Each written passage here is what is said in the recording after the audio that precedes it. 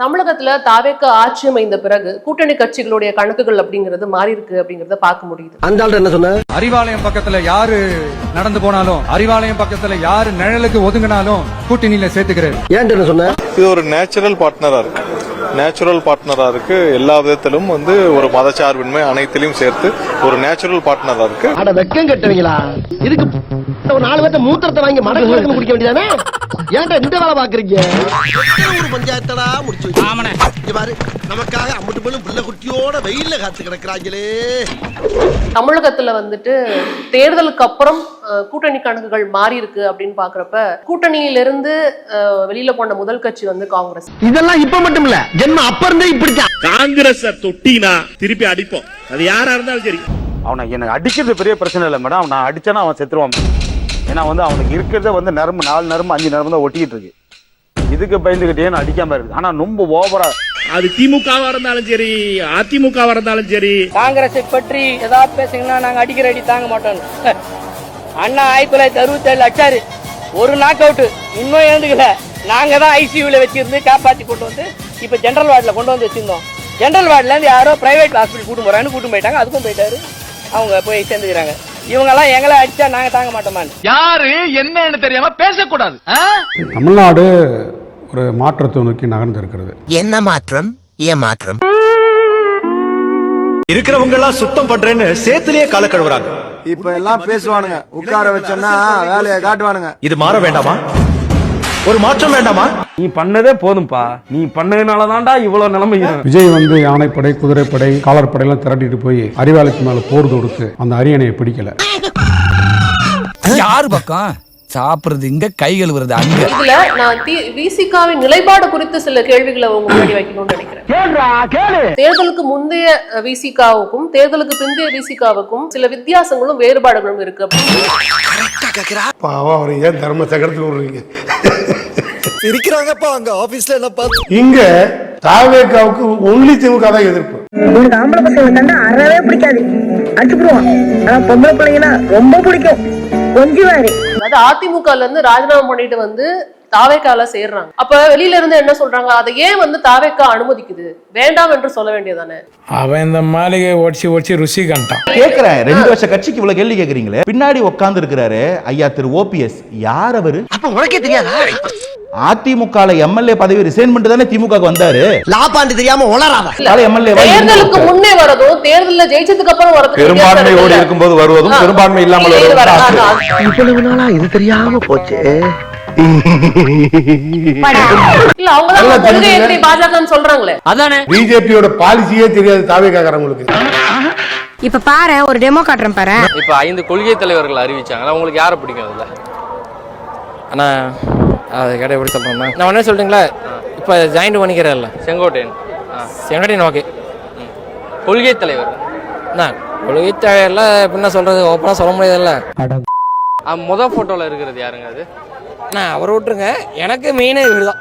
முட்டா பயில சார், அவங்க எல்லாம் அறிவியட்ட பயில சார். இவங்களை போன ஊசி போட்டு கொண்டு வரணும் அப்படின்னு ஊசி போட்டு கொண்டு கடலில் போட்டணும். இவங்க இந்த பூமிக்கு தேவையில்லாத எக்ஸ்ட்ரா பெரிய கொள்கை எதிரி.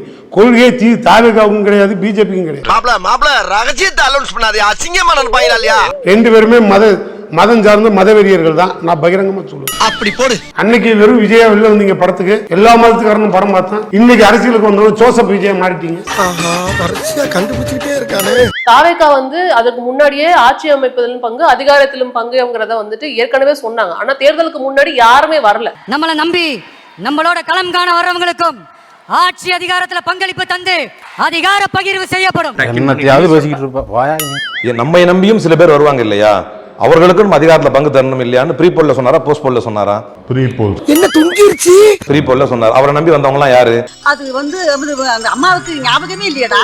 இல்ல நான் ஏற்கனவே சொன்ன ஜெகநாத் மிஸ்ரா, முஸ்தபா, ஷரீஃப் அண்ணன், ஹாரூன் ரஷீத், இவங்க தான் வந்தாங்க. அதுல 4 பேர் ஜெயிச்சது யாரு? மிஸ்ரா ஜெயித்தார், முஸ்தபா ஜெயித்தார். நியாயமா அமைச்சர் யாரு கொடுக்கணும்? பிசிகாவுக்கும் ஐயுஎம்களுக்கும் கம்யூனிஸ்ட் இவங்களுக்கும் கொடுக்கணுமா, காங்கிரஸுக்கும் கொடுக்கணுமா, முஸ்தபாவுக்கும் ஜெகநாத் மிஸ்ராவுக்கும் கொடுக்கணுமா? கேட்டது கரெக்டான கேள்வி. தரல, கேட்கலாம் இல்ல, தர மாட்டார்கள்.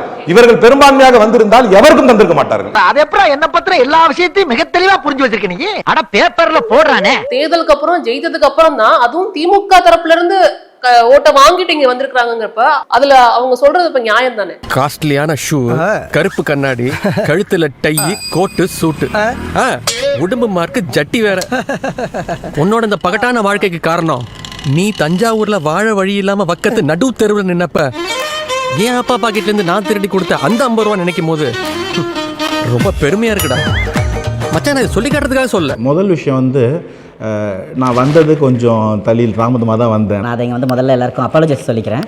அது வந்து கொஞ்சம் வேலை கொடுத்துருக்காங்க தமிழ் மக்கள். கொண்டாடி உன்னை செருப்பால் அடிச்ச கதையெல்லாம் நான் கேட்கல. Coming back to the topic, நீங்க கேட்ட மாதிரியே எனக்கு ரொம்ப சிம்பிளா ஒரு கேள்விதான். ஓஹோ, மன்னனிடம் நீ கேள்வி கேட்கிறாயா? இவ்வளவு கட்சி 26 கட்சி கூட்டணி 17 கட்சி கூட்டணி போட்டு நின்னீங்க, இருந்தும் அந்த மேண்டேட்டை வாங்க முடியல. இது என்ன சொல்லுதுன்னா, என்ன சொல்லு, மக்கள் வந்து ஒரு மாற்றத்தை எதிர்பார்க்கறாங்க. இந்த தலைவன் மேல ஒரு அபரிமிதமான நம்பிக்கை வச்சிருக்காங்க. இத சொல்றதுக்கு தான் தலையில அன்றாட போட்டுட்டு ஓடி வந்தியா? திமுக வாக்க வாங்கி இருக்காங்களேப்பா, நான் மறுக்கல. திமுகவோட வாக்க விசிக அண்ணனுங்க வாங்கி இருக்காங்க, கம்யூனிஸ்டுகள் வாங்கி இருக்காங்க, காங்கிரஸ் தலைவர்கள் வாங்கி இருக்காங்க, ஏன் வந்திருக்கக்கூடிய ஐயுஎம்எல் சகோதரர்களும் வாங்கி இருக்காங்க. நான் கொஞ்சம் அப்படியே திருப்பி பாருங்களேன், ஏன் அந்த தோசையை திருப்பியே போட மாட்டீங்க? எப்ப பார்த்தாலும் சாப்பாடு சாப்பாடு. இனிமேல் சாப்பாடை பத்தி பேசினா வாய் இருக்காது. மதிமுக, communist, Indian communist, Marxist communist, Congress, விசிக, ஐயுஎம்எல் இவங்க எல்லாம் ஓட்டு காங்கிரஸ் திமுக போட்டிருப்பாங்கல்ல. இந்த பிக்காரி பசங்களுக்கு ஃபினிஷிங் நான் கொடுத்துக்கிறேன். தோசை இந்த பக்கம் திருப்புங்கன்றாரு. ஒரு சின்ன பதில நான் முடிச்சு விட்டுருவேன். அது தலைமை எங்களுது, முதல் வேட்பாளர் நாங்க. எங்க அறிவாலயத்துக்கு தான் நீங்க வந்து உட்காடுறீங்க. எங்க அறிவாலயத்தில் உட்காந்து தான் நாங்க கொடுக்கிற சீட்டை முடிவு ஆகிற சீட்டை தான் ஆலோசனைப்படி நீங்க எடுத்துட்டு போறீங்க. அப்படிங்கிற பட்சத்துல எங்கள் தலைமையில் அமைந்த கூட்டணியில் முடிவே நாங்க தான் எடுக்க முடியும். நீ கேட்ட ஒவ்வொரு கேள்வி என்ன செருப்பால் அடிச்ச மாதிரி இருக்குடா. மாதிரி இல்ல, உண்மையிலே செருப்பால தான் அடிச்சேன். அவர் பண்ணையாத்திரம் ஒரு கேள்வி முன்னாடி வச்சுட்டு போனாரு. என்னடா வளர? எங்க கூட்டணி, எங்க தலைமை, எங்க அறிவாலயம், அதுக்கு என்ன அர்த்தம்? அதுக்கு என்ன அர்த்தம்? கேளுங்க.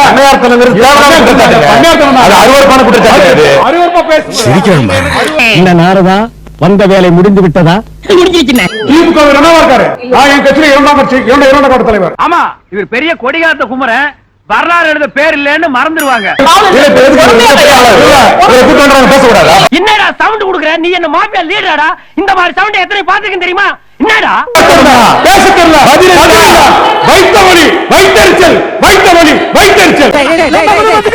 கருத்தட ஆபரேஷன் பண்ண பண்ணி மாதிரி குதிச்சிட்டு இருக்கிற. ஸ்டார்ட் பண்ணு.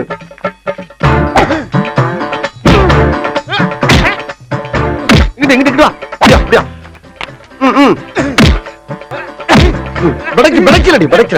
மண்டல மட்டும் அடிச்சிடாத, குலக்கேசல் உள்ள போயிருவேன். சரியா? உங்க வீட்டு பிள்ளையா நினைச்சு எல்லாரும் என்னை மன்னிச்சிருக்க.